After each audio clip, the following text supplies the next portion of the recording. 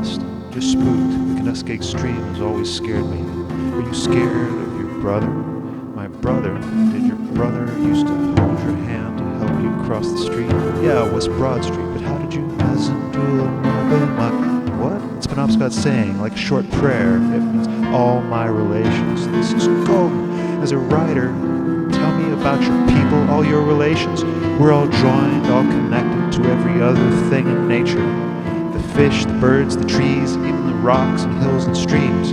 The earth does not belong to us. We belong to the earth. Well, I'm not lost, just looking for my past, for a place that doesn't exist, so by definition, I guess I am lost. Maybe you're looking for Norumbega. Norumbega? The Europeans thought Norumbega meant the city of gold. For Indians, Norumbega meant the still water between two rushing waters. Isn't that what home really is? A quiet place between raging rapids? Was this place here within the city limits of Norumbega?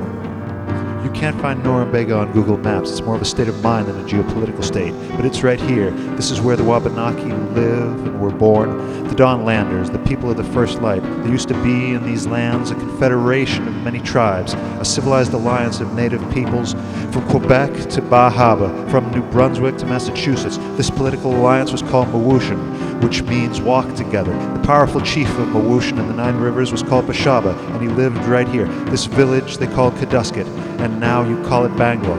This region was the capital, and it was once called Norumbega. Norumbega. Isn't it strange how storytellers always change a place's name? The earth does not belong to us, we belong to the earth. All my relations. Oh, Mezin dul,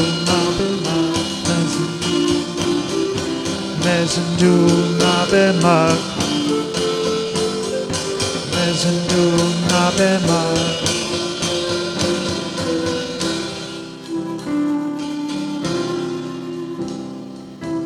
I don't remember any of this from school. History is what the right people write in their books. Prehistory is what the archaeologists study. Protohistory is what happened in between. It's the tales of the First Nations.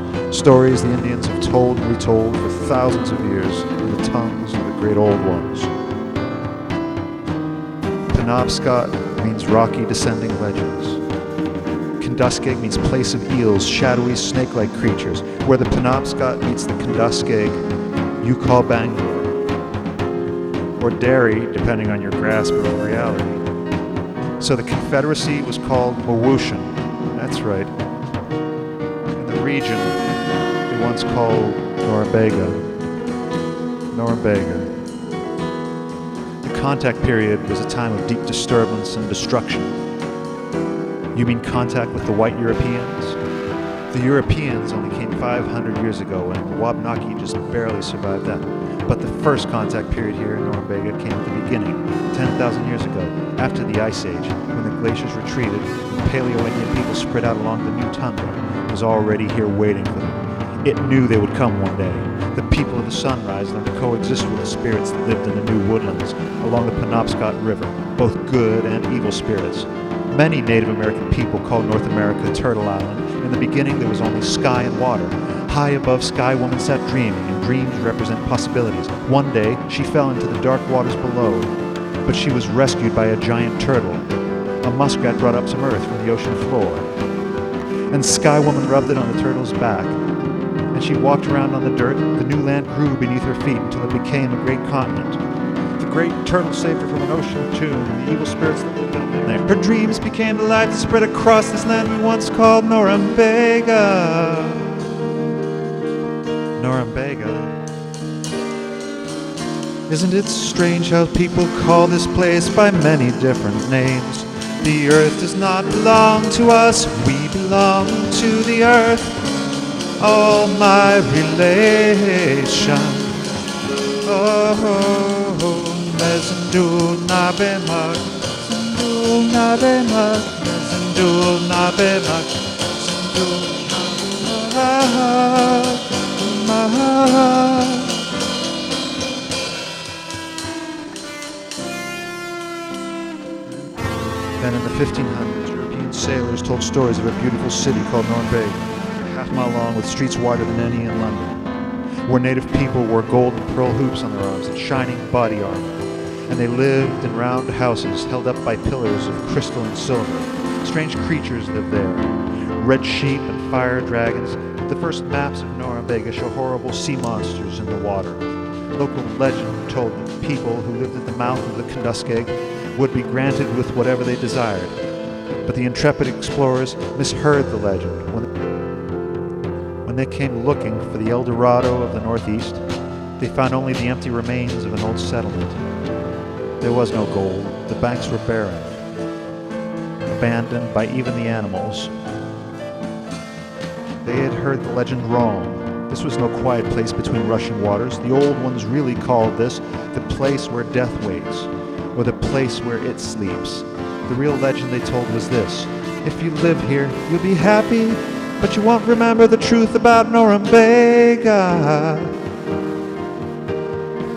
Remember what truth?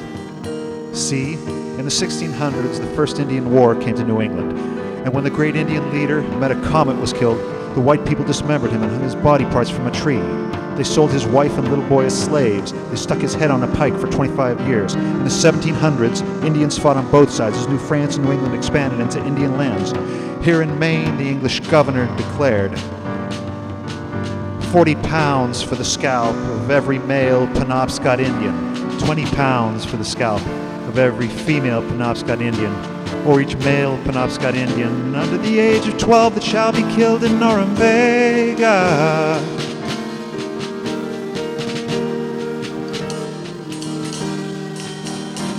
Isn't it strange how people can forget a place's name?